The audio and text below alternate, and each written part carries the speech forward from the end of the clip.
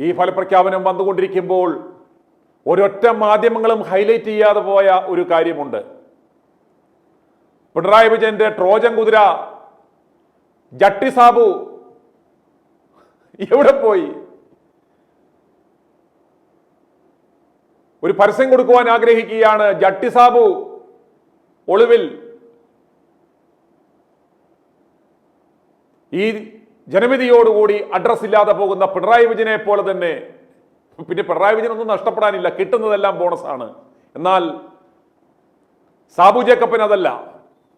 ഒരു വ്യവസായ സംരംഭം തന്നെ സ്വന്തമായുള്ള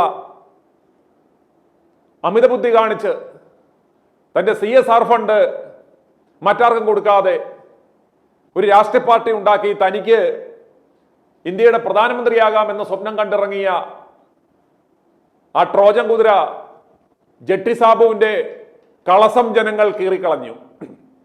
ഒരു കാല് പിണറായിയുടെ നെഞ്ചത്തും മറ്റൊരു കാല് മോദിജിയുടെ നെഞ്ചത്തും വെച്ച് തേര് തെളിക്കാമെന്ന് കരുതി വന്ന കുന്നത്തുനാട്ടിലെ ജട്ടി സാബു ഒളിവിൽ പോയി എന്നാണ് നമുക്ക് ഇപ്പോൾ കിട്ടുന്ന വിവരം.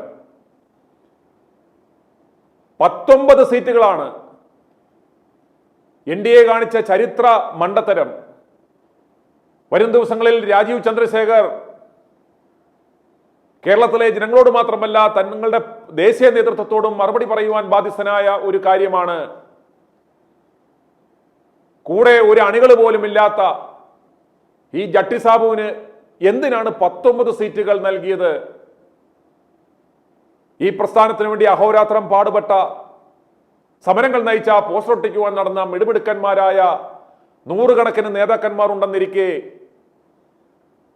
ഒരു ബിരിയാണി പാർട്ടി രണ്ടാമതൊരാൾ, ഒരു അണിയായി രണ്ടാമതൊരാൾ പോലും ഇല്ലാത്ത ഈ കിറ്റക് സാബുവിന് എന്തിനാണ് 19 സീറ്റ് നൽകിയത്? ചരിത്ര തോൽവി, നാണംകേട് ഏറ്റുവാങ്ങിയത് എന്ന ആ ചോദ്യത്തിന് രാജീവ് ചന്ദ്രശേഖർ മറുപടി പറയേണ്ടി വരും. ഓർക്കുക, മത്സരിക്കാൻ പോലും ആളെ കിട്ടാഞ്ഞിട്ട് അവസാനം പ്രൊഡക്ഷൻ എക്സിക്യൂട്ടീവുമാരെ വിളിച്ച് ടിക്ടോക്ക് ഷോ നടത്തിയവര്, ജൂനിയർ ആർട്ടിസ്റ്റായിട്ട് സംഘനൃത്തത്തിന് പോയവര്, ബാലേ നടികള്, ഇവരെയൊക്കെ പിടിച്ചുകൊണ്ടുവന്ന് സ്ഥാനാർത്ഥി പ്രഖ്യാപനം നടത്തി. എന്നാൽ ഇവർക്ക് ആധാർ കാർഡുണ്ടോ, ഒരു വോട്ടേഴ്സ് ID കാർഡുണ്ടോ, വോട്ടുണ്ടോ എന്ന് പോലും നോക്കിയില്ല. സ്ഥാനാർത്ഥി പ്രഖ്യാപനം കഴിഞ്ഞ് പോസ്റ്റർ ഒട്ടിച്ച് ക്യാമ്പയിൻ തുടങ്ങി കഴിഞ്ഞപ്പോഴാണ് മനസ്സിലായത് അതിൽ പല ജൂനിയർ ആർട്ടിസ്റ്റുകൾക്കും ടിക്ടോക്ക് താരങ്ങൾക്കും ഒന്നും വോട്ട് പോലുമില്ല എന്ന്. അവസാനം അവരെ മാറ്റി. ഇതാ തെരഞ്ഞെടുപ്പ് വരുമ്പോൾ ഇദ്ദേഹത്തിന്റെ തട്ടകമായ കുന്നത്തുനാട്ടിൽ VP സജീന്ദ്രൻ ഇതാ 8000-ലധികം വോട്ടുകൾക്ക് ലീഡ് ചെയ്യുകയാണ്. സാബു ജേക്കബിന്റെ അവസ്ഥയൊന്ന് ഓർത്തു നോക്കുക. 19 സ്ഥാനാർത്ഥികളെയാണ് നിർത്തിയത്. യാതൊരു തരത്തിലുള്ള ഇമ്പാക്റ്റും ഉണ്ടാക്കിയില്ല. ഞങ്ങൾ നിരവധി വാർത്തകളിലൂടെ പറഞ്ഞിരുന്നു, ഈ സാബു ജേക്കബിന്റെ ലക്ഷ്യം എന്ന് പറയുന്നത് BJPയെ രക്ഷിക്കുകയല്ല, പിണറായിയെ സഹായിക്കുവാൻ പരമാവധി കോൺഗ്രസ് വോട്ടുകൾ ചോർത്തുവാൻ വേണ്ടിയാണ് ഇപ്രകാരം ചെയ്തത് എന്ന്. അതിനായി തന്റെ സ്വന്തം സമുദായമായ യാക്കോബായ സഭയെ പോലും ഇയാൾ ചതിക്കുവാൻ നോക്കി.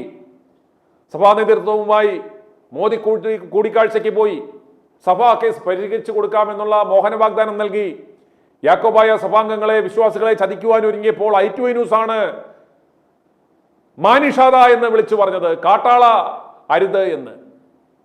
ഏതായാലും ഈ തെരഞ്ഞെടുപ്പ് വിധി വരുമ്പോൾ നമുക്ക് മനസ്സിലാക്കുവാൻ സാധിക്കുന്നത്, ബോധമുള്ള ജനങ്ങൾ ഈ ജട്ടി സാബുവിന്റെ കൂഴച്ചക്ക അവർ വെട്ടി ദൂരെ കളഞ്ഞു.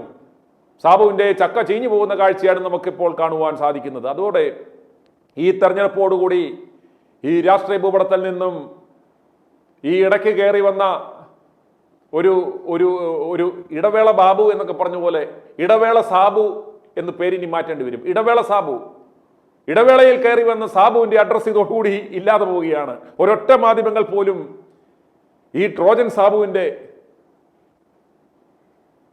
സാബുവിനുണ്ടായ നാശനഷ്ടത്തെക്കുറിച്ച് ആരും ഇതുവരെ ഒരു അവലോകനം നടത്തിയില്ല. എന്നാൽ i2i ന്യൂസ് പറയുന്നു, നമ്മളുടെ മിഷൻ 250യുടെ ഭാഗമായി നമ്മൾ ഈ സാബുവിനെ നമ്മൾ തുറന്നു കാണിച്ചിരുന്നു. ഇത് ട്രോജൻ കുതിരയാണ്, ഇത് പിണറായിയുടെ കൂട്ടുകാരനാണ്, പിണറായിയുടെ പങ്കാളിയാണ്.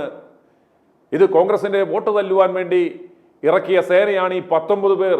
ആരും വോട്ട് ചെയ്തെന്ന് പറഞ്ഞു, അത് ജനങ്ങൾ അപ്രകാരം ചെയ്തു. ഇതാ ഇടവേള സാബു ഒരു ഇടവേളയ്ക്ക് ശേഷം ഈ രാഷ്ട്രീയത്തിൽ നിന്ന് തന്നെ തുടച്ചു നീക്കപ്പെടുന്ന കാഴ്ചയാണ് നമുക്ക് കാണുവാൻ സാധിക്കുന്നത്. i2i News, an eye for truth. i2i News subscribe ചെയ്തിട്ടില്ലാത്തവർ ഇപ്പോൾ തന്നെ സബ്സ്ക്രൈബ് ചെയ്യുക. നോട്ടിഫിക്കേഷൻ ലഭിക്കുവാൻ ബെൽ ബട്ടണും അമർത്തുക.